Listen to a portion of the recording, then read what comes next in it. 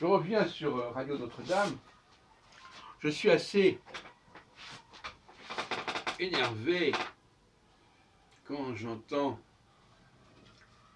des interprètes de la Bible lire la Bible de façon littérale, comme si c'était un récit divin.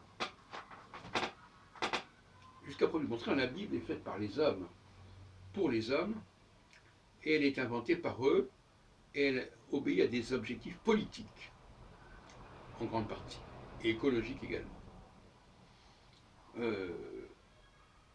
Les raisons pour lesquelles il y a cette histoire du jardin d'Éden sont d'ordre écologique. C'est-à-dire qu'il s'agit de ne pas chercher à cacher une soi-disant nudité, une soi-disant faiblesse. Mais d'une manière générale, je ne rentrerai pas dans le détail à ce niveau-là, d'une manière générale, cette façon un peu naïve de lire le texte tel qu'il est écrit, c'est une façon d'accorder aux Juifs, au monde juif, une importance absolument effrayante. Oui. Les Juifs ont écrit ça, et donc c'est Dieu qui le dit. Alors, c'est très bien d'une certaine manière, mais c'est une façon de reconnaître aux Juifs un rôle absolument fondamental.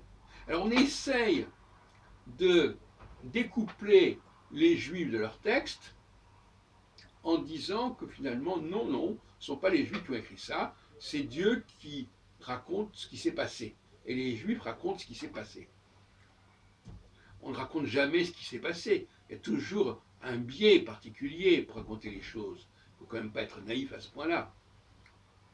Il faudrait quand même que les chrétiens reconsidèrent leur rapport au judaïsme, aux juifs, ce qui est un peu compliqué parce que ils veulent le beurre sans l'argent du beurre. Ou bien on reconnaît aux juifs le mérite d'avoir écrit ce texte, et à ce moment-là, ils ont un rôle central.